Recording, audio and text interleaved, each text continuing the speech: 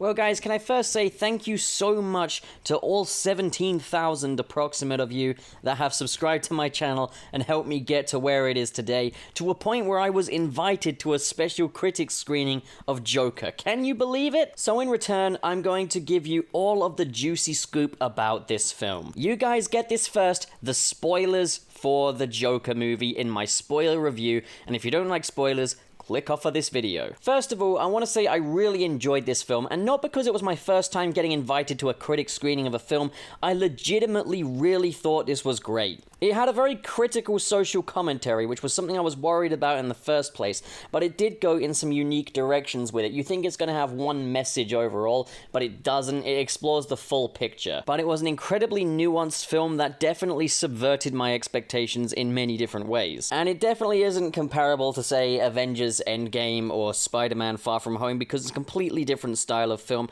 which is exactly what this should be. But I will say I was surprised by the sheer amount of comic book references in this film. It does draw a lot of inspiration from The Killing Joke with the whole failed comedian angle, but in many different ways there's other comics that it draws inspiration from as well. And we do see a more familiar look for the Joker late on in the film, but it doesn't happen in a way that you're expecting. But yeah, for the spoiler-free part of this review, it's a very Scorsese-esque gangster flick.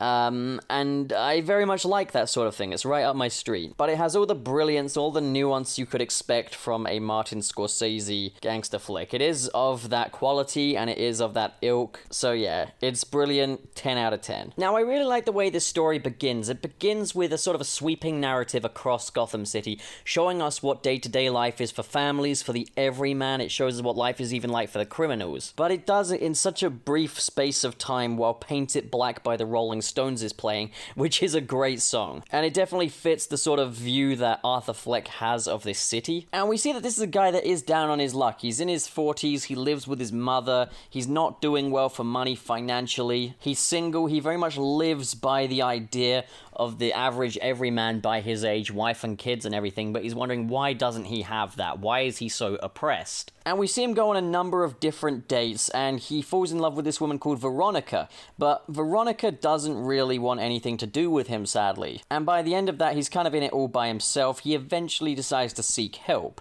And this help kind of tries to help him to integrate himself a little more into society. He tries to fit in a little more of what he believes society is, but it's just not working out for him. People just think he's weird, he's not fitting in. And he has this disorder that causes him to burst out into fits of laughter that he can't control and can't help. But what's incredible is we see this build up over time. We see how this laughter ruins several opportunities for him, and we even gets to a point where it looks like he's going to get the dream job. He's going to get a job as a manager at a store, basically, at a little gas station, and it's perfect for him. It's exactly the kind of thing he's been wanting. But in the job interview, he bursts out laughing at something very serious that the recruitment guy says, and it kind of just all goes down the drain from there. But his frustrations gradually begin building up, and we get to a situation where it's make or break for him, and it looks like he's going to get there, and it's basically involving a benefits thing so that he can kind of help his mother out. During this, he thinks he's going to laugh, grows gradually more resentful of himself and the situation, and eventually snaps at the person that he's talking to, which is the one person that could possibly help him. In the midst of all this, his mother gets clinically ill, she dies. But it isn't all entirely bad. This is not the stick that breaks the camel's back, as Arthur Fleck does continue throughout life. He's got his hobby, he wants to be a stand-up comedian, much to the ridicule of the TV host, whose name is something like Rupert Plumpkin or something, which has everyone laughing at him but for all the wrong reasons. So the logic is, okay, the world is laughing at him for all the wrong reasons. He's a troubled man, and the world is laughing at his misfortune and his attempts to do better by himself. And he has this really expertly crafted moment of realization, where sort of the camera pans around, you see his face, and he realizes, oh, it's other people's misfortune people laugh at. I'm living in a cruel world, So why don't I be cruel? Then I can laugh at others, and others will laugh with me. Which is a really twisted perspective. And it has this very critical sort of a commentary on our sort of voyeuristic sense of entertainment in many ways. And he decides, well, the world loves a clown, so why don't I be a clown? Which gives him that iconography that allows others to follow with him. So when he's on Rupert Plumpkin's show himself, after starting up a revolution in Gotham City, Rupert Plumpkin asks, "What will you do next?" And he says, "Isn't it obvious? It's time to rise up." And he spreads a message of disorder against Thomas Wayne, the mayor of Gotham City, as he wants to reform the city in his own image. And what image is that? Well, see, now this surprised me, but it actually has a commentary that comes into play with very recent events in America. So as we understand, in America there was recently a shooting in El Paso, which politicians have blamed onto violent video games. Now what's funny about Joker is that for Arthur Fleck, video games are kind of an escape from his psychopathic tendencies. They're the one thing that stops him from doing so. So he wishes to rebuild Gotham City in the image of the 1972 Atari game Ping Pong. And the idea is that he wants his fellow gamers to all rise up, and his first order of business is to go and kill Veronica. But an unexpected twist that I definitely didn't see coming is when he goes to kill Veronica, she actually starts giggling, and she has her hair up in pigtails, and tears start running down her eyes, and the makeup starts running down, but she's laughing at him. And Joker's just like, "Hey, I guess you're just like me, right?" And you hear this distant voice just say, "Wrong." And out walks Jared Leto, tattooed and all, as the Joker. So yes, this film does take place in the DC Extended Universe. But of course, this version of Jared Leto's Joker is younger than the version that we've seen in Suicide Squad. Same goes for Harley Quinn. They are teenagers, which I thought was a little bit strange, as they are still cast almost exactly the same, with the difference being that Margot Robbie doesn't actually play Harley Quinn in this case. It's a different actress up until the reveal that Veronica is Harley Quinn. She sort of looks down and suddenly it's Margot Robbie looking back up at him. I don't know if that was meant to signify sort of his insanity clowning his judgment, but there's a great moment of fan service in there. We do get a moment we've wanted to see from the comic books for a long time.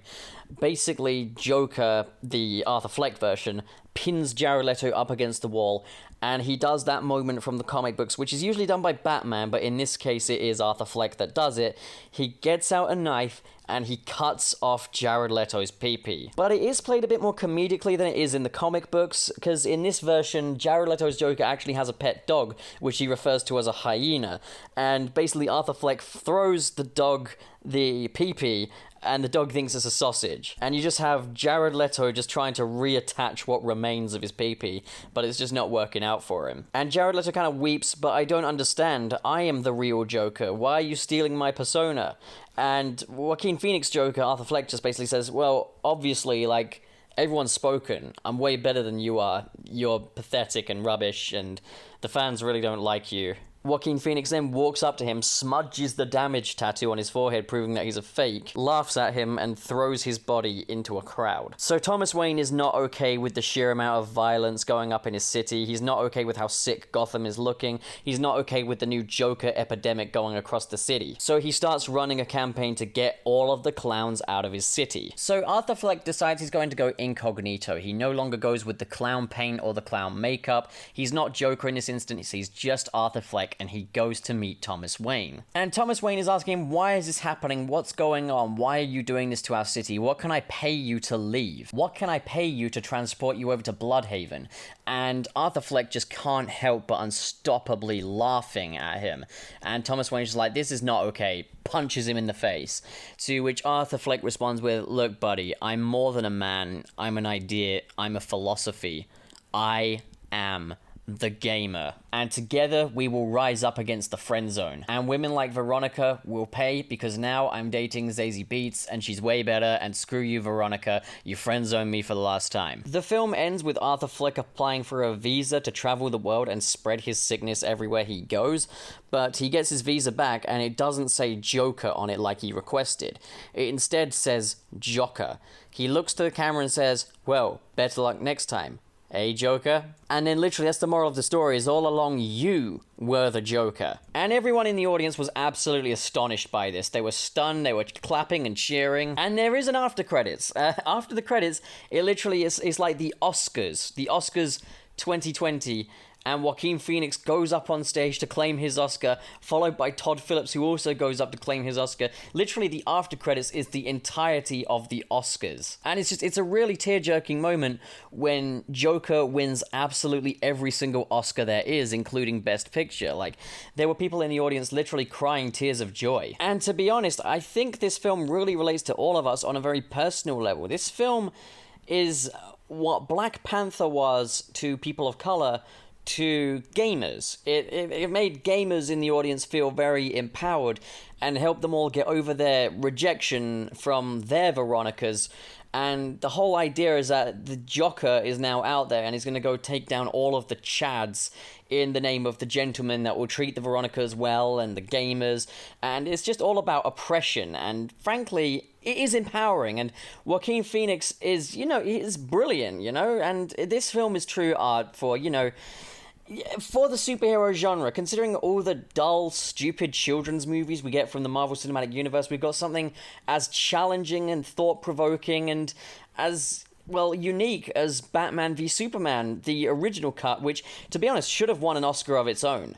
But yeah, the Joker movie, absolutely astonishing, and guys, if you haven't noticed already, I'm completely clowning around here. The joke's on you. I'm gonna need another 100k subs before I can be expected to be invited to these press releases now. But if you stuck through it, I love you. Seriously, you are the best kind of audience. Thank you so much for watching, guys. If you enjoyed it, don't forget to subscribe, hit the like button, and in the description below are links to my Patreon and my Discord. Channel Pup has been growing more than I could ever have anticipated over this very short space of time, and I'm absolutely honored to see so many viewers participating in discussions and really enjoying my little projects here. But it's not without its obstacles. I'm currently a student studying film and television, and if I want to afford the general costs that come with living, unfortunately YouTube revenue just can't always cut that cheese. I recently moved in with my girlfriend's family, but this is not a permanent thing, it's just for the summer. And last year I've done the whole act of balancing YouTube, balancing a job, and balancing university, and trust me, the content suffers every single time. So to support this channel to maintain the same quality of content and upload schedule, and to just keep making the stuff you guys really seem to be enjoying, I really do urge you to check out my Patreon link in the description below. And in return, you can get early access previews to the special Channel Pup events such as Marvelous Tales of Spider-Man Episode 2, as well as my upcoming Patreon exclusive playlist, Pup's Project Room, which is all unlockable with a pledge of just $1 or more. Now, the world's a tricky place. Not everybody is made of money, and that's fine. Just please be here for my videos. Please don't stop coming back to join me on these discussions, because it means so much to me, guys, really. Well, I guess I best be hitting the old dusty trail. Thank you so much for watching, guys. I've been Channel Pup, and I'll think of a better catchphrase next time. Now please leave me alone!